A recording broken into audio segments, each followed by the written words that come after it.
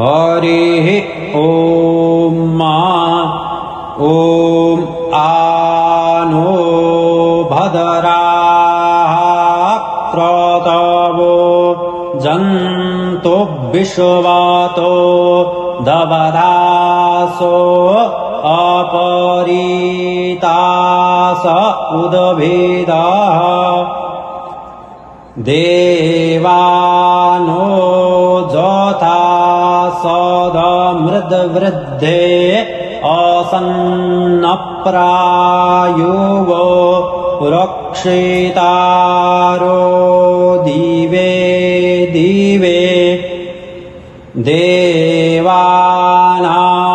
भद्रा सुमतिर्यजूयतान् देवानागुरातिरभिनो निवर्ततां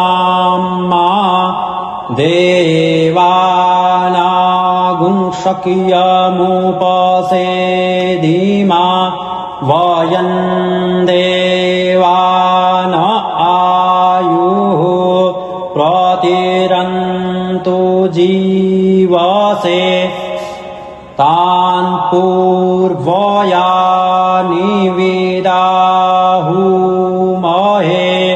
वयं भगं मित्रमदितिं दक्षमस्त्रिधं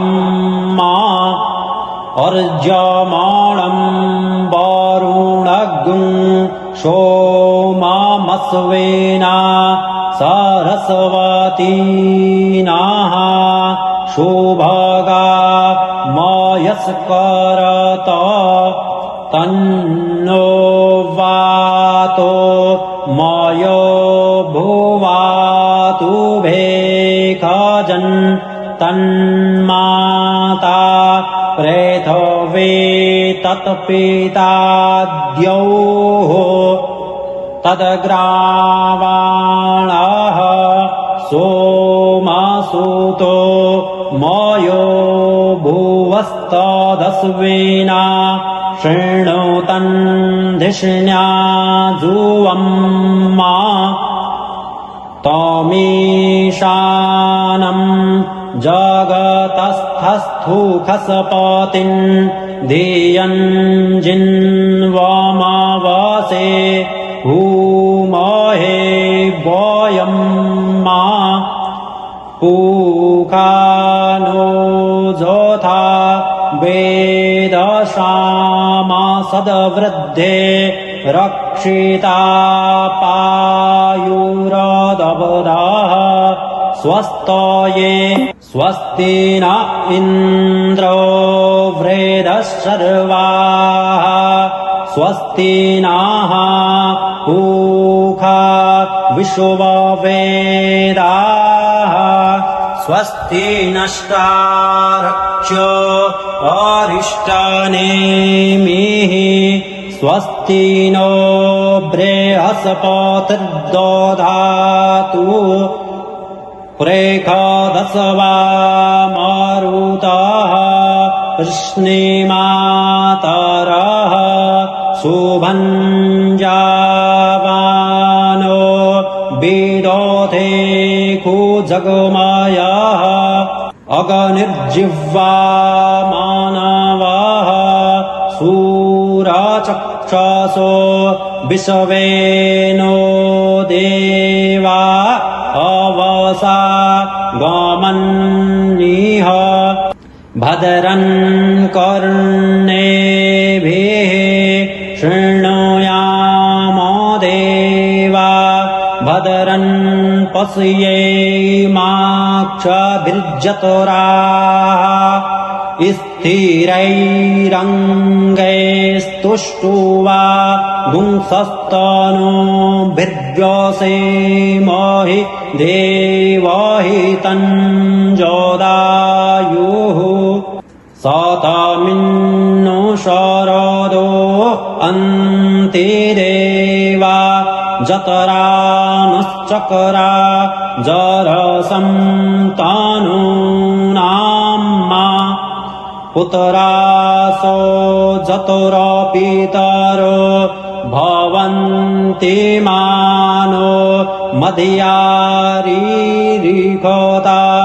युरगन्तोः आदितिर्द्यौरादितिरन्तरिक्षमादितिर्माता स्वपिता स्वपुत्रः विश्वे देवा आदितिः पञ्चजना आदितिर्जातमादितिर्जानित्वं मा द्यौः शान्तिरन्तरिक्षगुं शान्तिः पृथिवी शान्तिरापः शान्तिरोषधयः शान्तिः वनस्पतयः शान्तिर्विश्वे देवाः शान्तिर्ब्रह्मा शान्तिः सर्वगुं शान्तिः शान्तिरेव शान्तिः क्षमा शान्तिरेधि जतो यतः स्वामीहासे ततो नो अभयं कुरु सन्नाः कुरु प्रजाभ्यो भयन्नाः पशुभ्यः सुशान्तिर्भवतु। श्रीमन्महागणाधिपतये नमः। लक्ष्मीनारायणाभ्यां नमः। उमामहेश्वराभ्यां नमः। वाणीहिरण्यगर्भाभ्यां नमः। शचीपुरन्द्राभ्यां नमः। माता पितृचरणकमलेभ्यो नमः। इष्टदेवताभ्यो नमः। कुलदेवताभ्यो नमः। ग्रामदेवताभ्यो नमः। वास्तुदेवताभ्यो नमः। स्थानदेवताभ्यो नमः। सर्वेभ्यो देवेभ्यो नमः। सर्वेभ्यो ब्राह्मणेभ्यो नमः। ॐ सिद्धिबुद्धिसहिताय श्रीमन्महागणाधिपतये नमः। ॐ सिद्धिबुद्धिसहिताय श्रीमन्महागणाधिपतये नमः। सुमुखश्चैकदन्तश्च कपिलो गजकर्णकः लम्बोदरश्च विकटो विघ्ननाशो विनायकः धूम्रकेतुर्गणाध्यक्षो भालचन्द्रो गजाननः 12 नामानि यः पठे शृणुयादपि विद्यारम्भे विवाहे च प्रवेशे निर्गमे तथा संग्रामे संकटे चैव विघ्नस्तस्य न जायते। शुक्लाम्बरधरं देवं शशिवर्णं चतुर्भुजं प्रसन्नवदनं ध्यायेत् सर्वविघ्नोपशान्तये। अभीप्सितार्थसिद्ध्यर्थं पूजितो यः सुरासुरैः सर्वविघ्नहरस्तस्मै गणाधिपतये नमः। सर्वमङ्गलमाङ्गल्ये शिवे सर्वार्थसाधिके शरण्ये त्र्यम्बके गौरी नारायणि नमोऽस्तुते। सर्वदा सर्वकार्येषु नास्ति तेषां मङ्गलं येषां हृदिस्थो भगवान् मङ्गलायतनं हरिः। तदेव लग्नं सुदिनं तदेव ताराबलं चन्द्रबलं तदेव विद्याबलं देवबलं तदेव लक्ष्मीपते तैङ्घ्रियुगं स्मरामि। लाभस्तेषां जयस्तेषां कुतस्तेषां पराजयः। येषामिन्दिवरश्यामो हृदयस्थो जनार्दनः। यत्र योगेश्वरः कृष्णो यत्र पार्थो धनुर्धरः तत्र श्रीर्विजयो भूतिर्धुर्वा नीतिर्मतिर्मम। अनन्याश्चिन्तयन्तो मां ये जनः पर्युपासते तेषां नित्याभियुक्तानां योगक्षेमं वहाम्यहम्।